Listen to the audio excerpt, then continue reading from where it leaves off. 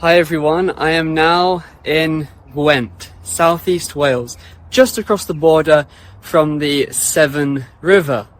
Now, what's interesting about Gwent to me is that this is the land of King Arthur, as far as I'm concerned.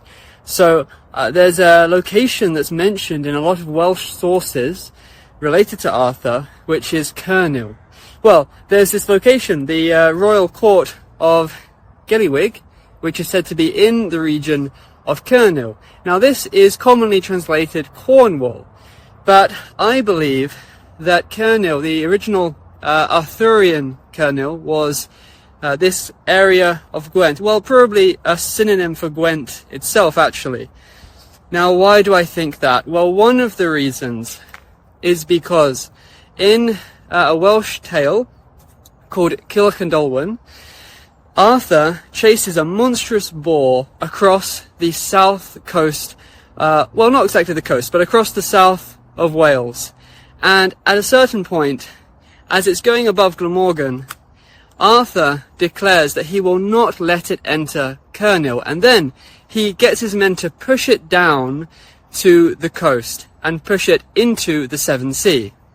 Now, if Cerniw in that context was Cornwall, that is the exact opposite of what we would expect.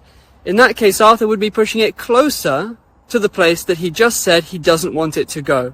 On the other hand, if we interpret Cerniw as Gwent, then that makes perfect sense. The monstrous boar was heading towards Gwent, and then Arthur gets his men to push it down into the Severn Sea to try and stop it. That makes perfect sense.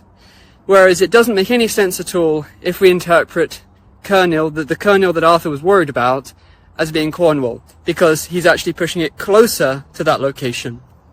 So I believe that this was the Arthurian Cerniw. That's not to say that Cornwall wasn't also known by that name, or maybe a very similar name, but the Arthurian Cerniw, where Arthur's home base was, that he was concerned about, where Gelliwig was, that was here in Gwent. Now, as it happens, there's a place in Gwent today called Llanfeddryn, if I've pronounced that right, which is recorded in a number of medieval and early modern records with the name Gelliwig and variations thereof.